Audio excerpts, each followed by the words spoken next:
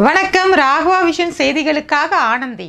விரிவான செய்திகளை காணும் முன் இன்றைய முக்கிய செய்திகள்.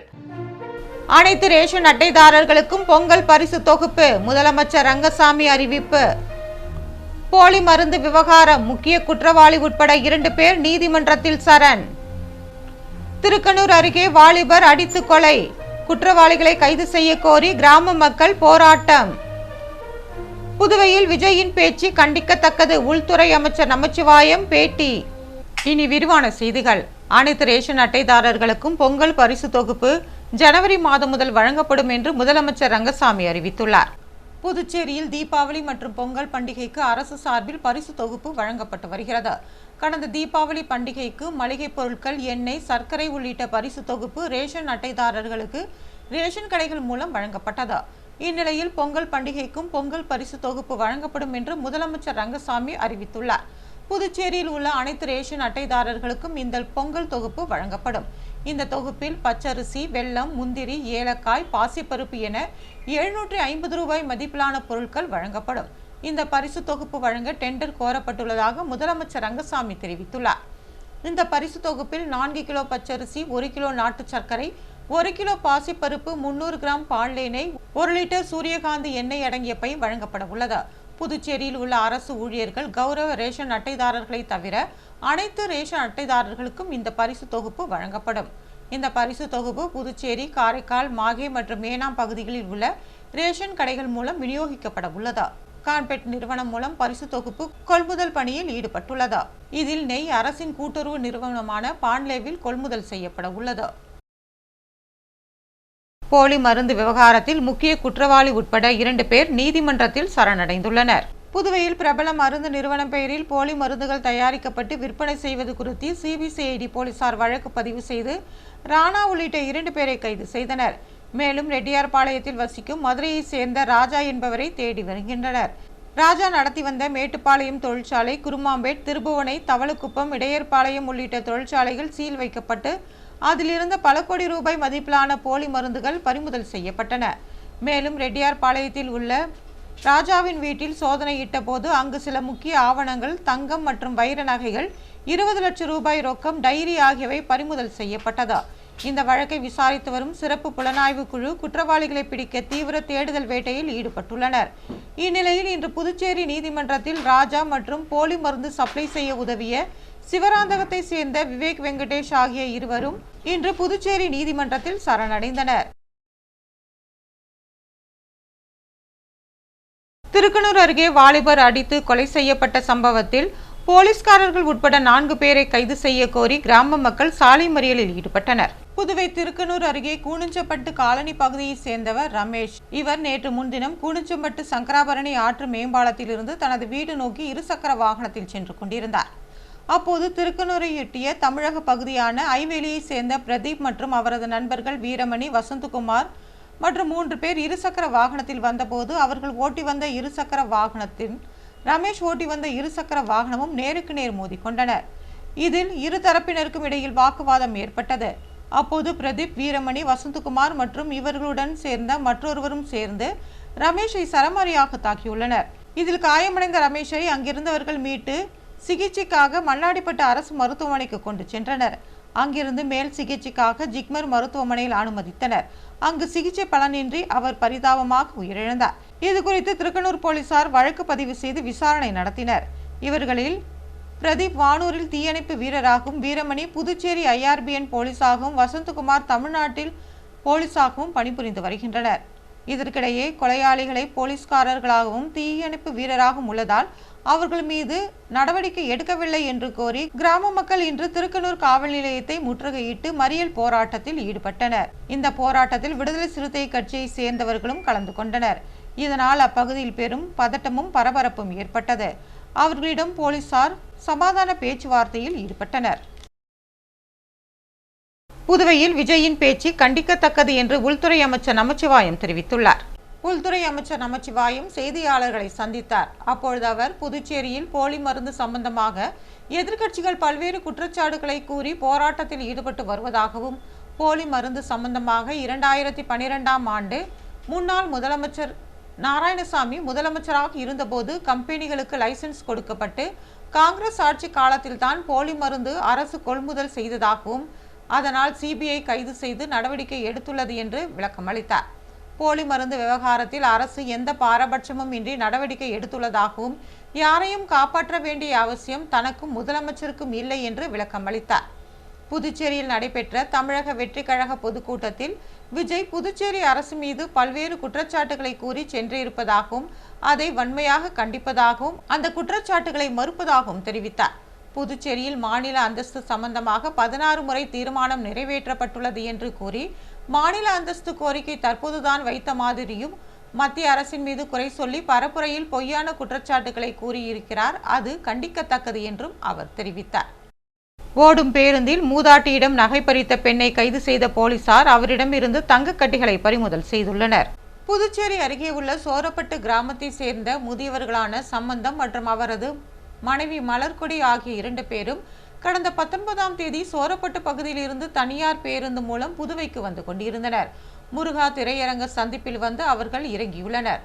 அப்போது மலர்கொடி கழுத்தில் அணிந்திருந்த 6 பவுன் தங்கச்சங்கிலி காணாமல் போனது கண்டு அதிர்ச்சியடைந்தார். இது குறித்து அவர் கோரிமேடு காவல் நிலையத்தில் புகார் அளித்தார். அதன் அடிப்படையில் காவல்துறையினர் அப்பகுதியில் பொருத்தப்பட்டிருந்த கண்காணிப்பு கேமரா காட்சிகளை ஆய்வு செய்தனர். அப்போது பேருந்தில் இருந்து சந்தேகப்படும்படியாக பெண் ஒருவர் இறங்கி சென்றது கண்டுபிடிக்கப்பட்டது. அந்த படத்தை பழைய குற்றவாளிகளின் புகைப்படத்தோடு ஒப்பிட்டு பார்த்தனர். அப்போது அந்த பெண் தூத்துக்குடி மாவட்டம் கோவில்பட்டியை சேர்ந்த சின்னத்தாயி என்பது தெரிய வந்தது. இதனையடுத்து கோவில்பட்டிக்கு சென்ற போலீசார் சின்னத்தாயை பிடித்து புதுச்சேரிக்கு அழைத்து வந்தனர். அப்போது அவர் பேருந்தில் கூட்ட நெரிசலை பயன்படுத்தி மலர்கொடியிடம் இருந்து தங்கச்சங்கிலியை பறித்ததை ஒப்புக்கொண்டார். மேலும் அவர் தங்கச்சங்கிலியை உருக்கி கட்டிகளாக மாற்றி வைத்திருந்ததும் பல்வேறு இடங்களில் கைவரிசை காட்டி இருப்பதும் தெரிய வந்தது. இதனையடுத்து அவரை போலீசார் கைது செய்து 3.5 லட்சம் ரூபாய் மற்றும் 6 பவுன் தங்க கட்டிகளை பறிமுதல் செய்தனர். வில்லியனூரில் தனியார் நிறுவன பூட்டை உடைத்து பணத்தை திருடிய மர்ம நபரின் வீடியோ தற்போது வைரலாகி வருகிறது. புதுவை வில்லியனூரில் பிரபல தனியார் இருசக்கர வாகன விற்பனையகம் அமைந்துள்ளது. அந்த நிறுவனத்தில் சம்பவத்தன்று அதன் மேலாளர் பின்புறத்தில் உள்ள கதவு உடைக்கப்பட்டு இருந்ததை கண்டு அதிர்ச்சியடைந்தார். இதனையடுத்து நிறுவனத்தில் உள்ள கல்லாவை ஆய்வு செய்த போது அதில் வைக்கப்பட்டிருந்த 1,20,000 ரூபாய் பணம் திருடப்பட்டிருப்பதை கண்டு அதிர்ச்சியடைந்தார். இதனையடுத்து அவர் சம்பவம் குறித்து வில்லியனூர் காவல் நிலையத்தில் புகார் அளித்தார். போலீசார் வழக்கு பதிவு செய்து கண்காணிப்பு கேமரா காட்சியை ஆய்வு செய்த போது நள்ளிரவில் மர்ம நபர் ஒருவர் நிறுவனத்தின் பின்பக்க கதவை உடைத்து உள்ளே வந்து பணத்தை திருடி செல்வது பதிவாகியுள்ளது. இதனைத் தொடர்ந்து கண்காணிப்பு கேமரா காட்சிகளை வைத்து போலீசார் மர்ம நபரை தேடி வருகின்றனர். மாடுகளை பிடித்து அபராதம் விதிக்கும் நகராட்சியை கண்டித்து சட்டமன்றத்தில் மாடுகளை ஒப்படைக்கும் போராட்டம் நடைபெற்றது. புதுச்சேரி நகரப்பகுதியில் சாலைகளில் சுற்றித் திரியும் மாடுகளை பிடித்து அவ்வப்போது நகராட்சி நிர்வாகம் அபராதம் விதித்து வருகிறது. கடந்த 2 நாட்களுக்கு முன்பு பிருந்தாவனம் பகுதியில் உள்ள வீட்டில் வளர்த்து வரும் 2 கன்றுக்குட்டிகளை போலீசார் உதவியுடன் நகராட்சி ஊழியர்கள் எடுத்துச் சென்று அபராதம் விதித்ததாக கூறப்படுகிறது. இதனை கண்டித்து இன்று தனியார் பால் உற்பத்தியாளர்கள் மற்றும் விற்பனையாளர்கள் நலச்சங்கம் சார்பில் சட்டமன்றத்தில் மாடுகளை ஒப்படைக்கும் நூதன போராட்டம் நடைபெற்றது. முத்தியால்பேட்டை பகுதியில் உள்ள மணிகுண்டு பகுதியில் இருந்து சட்டமன்றத்தில் மாடுகளை ஒப்படைக்கும் போராட்டத்தில் அவர்கள் ஈடுபட்டனர். மேலும் புதுச்சேரி அரசு மற்றும் நகராட்சிக்கு எதிராக கண்டன கோஷங்களை எழுப்பினர். அரியூர் ஸ்ரீ வெங்கடேஸ்வரா பொறியியல் கல்லூரியில் ஹேக்கத்தான் போட்டிகள் நடைபெற்று வருகிறது. புதுச்சேரி அரியூர் ஸ்ரீ வெங்கடேஸ்வரா பொறியியல் மற்றும் தொழில்நுட்ப கல்லூரி ஸ்மார்ட் இந்தியா ஹேக்கத்தான் 2025 போட்டிக்கு நோடல் மையமாக தேர்வு செய்யப்பட்டு அதன் தொடக்க விழா நடைபெற்றது. அகில இந்திய அளவில் 60 கல்வி நிறுவனங்கள் நடைபெறும் இப்போட்டிக்கு வெங்கடேஸ்வரா பொறியியல் மற்றும் தொழில்நுட்ப கல்லூரியை நோடல் மையமாக தேர்வு செய்யப்பட்டுள்ளது. இப்போட்டியில் தமிழகம், மகாராஷ்டிரம், பீகார், புதுடெல்லி, பஞ்சாப், தெலங்கானா, உத்தரப்பிரதேசம், ஜார்க்கண்ட், குஜராத் உள்ளிட்ட மாநிலங்களைச் சேர்ந்த 100 ஆண்கள் மற்றும் 50 பெண்கள் என 20 குழுவாக பங்கேற்றனர். கல்லூரியின் தாளாளர் ராமச்சந்திரன், நிர்வாக இயக்குனர் ராஜீவ் கிருஷ்ணா, செயல் இயக்க முதன்மை அதிகாரி வித்யா ஆகியோர் வழிகாட்டுதலோடு பொது மேலாளர் சவுந்தரராஜன், கல்லூரி முதல்வர் பிரதீப் தேவநேயன், துணை முதல்வர் ஜெயராமன் ஆகியோர் தலைமை தாங்கினர்.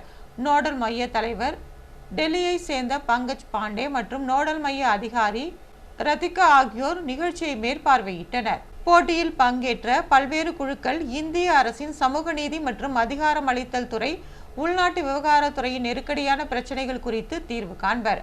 சிறந்த படைப்பாளிகளுக்கு சான்றிதழ்களும் போட்டியில் வெற்றி பெற்ற அணிகளுக்கு பரிசு தொகையும் வழங்கப்பட உள்ளது. 6 வயது சிறுமியிடம் பாலியல் வன்கொடுமையில் ஈடுபட்ட தொழிலாளிக்கு சிறை தண்டனை விதித்து நீதிமன்றம் உத்தரவிட்டுள்ளது. விழுப்புரம் மாவட்டம் மாம்பழப்பட்டு பகுதியைச் சேர்ந்தவர் பழனி விவசாய கூலியாக பணியாற்றி வருகிறார். இவர் புதுச்சேரி நெட்டப்பாக்கத்தில் உள்ள தனது தங்கையை பார்ப்பதற்காக அடிக்கடி அங்கு சென்றுள்ளார். அப்போது சம்பவத்தன்று 6 வயது சிறுமி ஒருவர் வீட்டின் அருகே விளையாடி கொண்டிருந்தார். பழனி அந்த சிறுமியை ஏமாற்றி அதே பகுதியில் உள்ள கூரை வீட்டிற்கு கடத்தி சென்று பாலியல் வன்கொடுமையில் ஈடுபட்டுள்ளார். அலறல் சத்தம் கேட்டு அக்கம் பக்கத்தினர் மற்றும் உறவினர்கள் வந்து அந்த சிறுமியை பழனியிடமிருந்து மீட்டுள்ளனர். இது குறித்து நெட்டப்பாக்கம் போலீசார் போக்சோ மற்றும் கடத்தல் பிரிவுகளின் கீழ் வழக்கு பதிவு செய்து பழனியை கைது செய்தனர். இந்த வழக்கு புதுச்சேரி போக்சோ விரைவு நீதிமன்றத்தில் நடைபெற்று வந்தது. விசாரணை முடிவடைந்ததை அடுத்து தீர்ப்பு அளிக்கப்பட்டது. வழக்கினை நீதிபதி சுமதி விசாரித்து குற்றவாளி பழனிக்கு போக்சோ சட்டப்பிரிவு 10 கீழ் 5 ஆண்டுகள் கடுங்காவல் சிறை தண்டனையும், கடத்தல் குற்றத்திற்காக 5 ஆண்டுகள் கடுங்காவல் சிறை தண்டனையும் மற்றும் 20,000 ரூபாய் அபராதமும் விதித்து தீர்ப்பளித்தார். தண்டனையை ஏக காலத்தில் அனுபவிக்க வேண்டும் என்றும் உத்தரவிட்டார். பாதிக்கப்பட்ட சிறுமிக்கு அரசு 2 லட்சம் ரூபாய் இழப்பீடு வழங்கவும் நீதிபதி உத்தரவிட்டார். சேதராப்பட்டில் கிராம நிர்வாக அலுவலகத்தை சாய்ஜே சரவணன்குமார் திறந்து வைத்தார். புதுவை ஊசுடு சட்டமன்ற தொகுதிக்குட்பட்ட சேதராப்பட்டு பகுதியில் தொகுதியின் சட்டமன்ற உறுப்பினரும் முன்னாள் குடிமைப்பொருள் வழங்கல் துறை அமைச்சருமான சாய்ஜே சரவணன்குமார் தலைமையில் புனரமைக்கப்பட்ட கிராம நிர்வாக அலுவலக திறப்பு விழா நடைபெற்றது. தாசில்தார் சேகர், துணை தாசில்தார் தமிழரசன், வருவாய் ஆய்வாளர் கோவிந்தசாமி, கிராம நிர்வாக அலுவலர் ஆனந்த், சமூக சேவகி அண்ணா பிரபாவதி, சமூக சேவகர் சாய் ஜேக் தியாகராஜன், தொகுதி தலைவர் முத்தாலு முரளி உள்ளிட்ட பலர் இதில் கலந்து கொண்டனர்.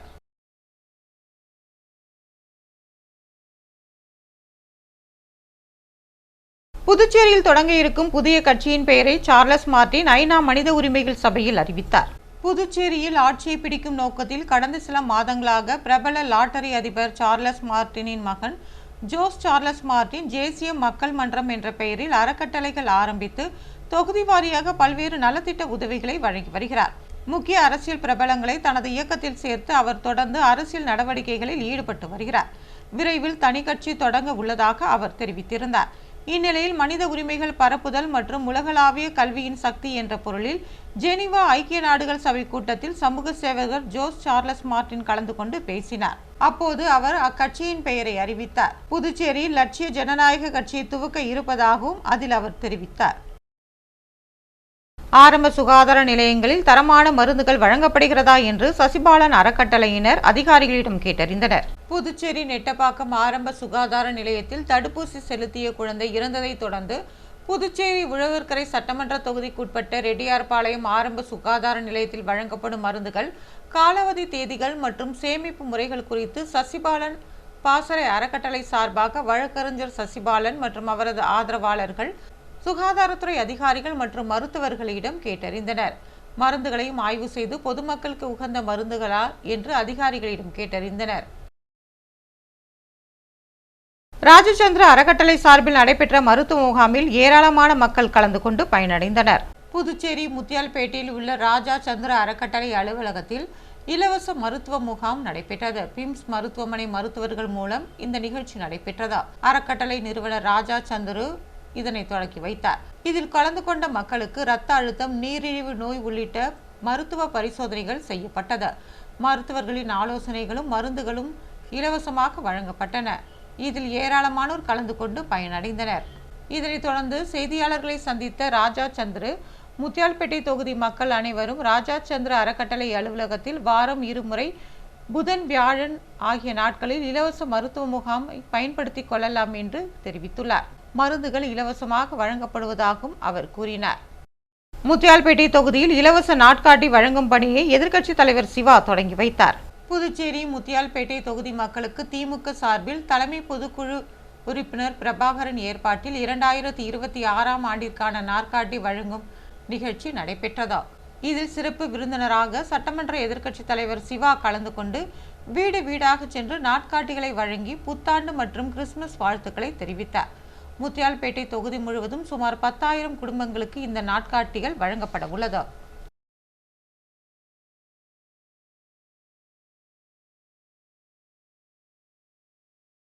ரோட்டரி கிளப் சார்பில் நடைபெற்ற முப்பெரும் விழாவில் ஏராளமானோர் கலந்து கொண்டனர்.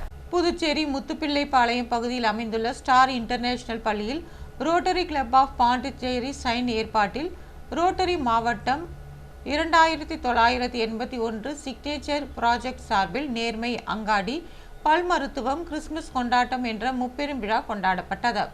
நிகழ்ச்சியில் rotary club of Puducherry shine தலைவர் ரோட்டரியன் மாதவி முத்து தலைமை தாங்கினார். தலைமை விருந்தினராக மாவட்ட தலைவர் ஜாகிர் உசேன், சிறப்பு விருந்தினராக மேரி அண்ணாமஞ்சு ஆகியோர் கலந்து கொண்டு சிறப்பித்தனர். உதவி ஆளுநர் அருண் தீபாஞ்சான் முன்னிலையில் நடைபெற்ற நிகழ்ச்சியில் பள்ளியின் நிறுவனர் ரவிச்சந்திரன், பள்ளி முதல்வர் ஜோய் பிரீடா, ஒருங்கிணைப்பாளர்கள் தீபா, டேவிட், காயத்ரி, கிரேசி உள்ளிட்டோர் பங்கேற்றனர்.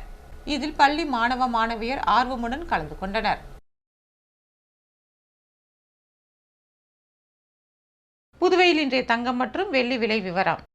தங்கம் 1 கிராம் 11,945 ரூபாய்.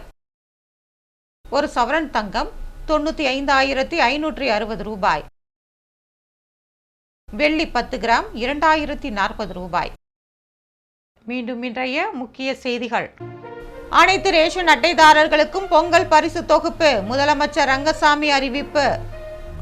போலி மருந்து விவகாரம், முக்கிய குற்றவாளி உட்பட 2 பேர் நீதிமன்றத்தில் சரண்.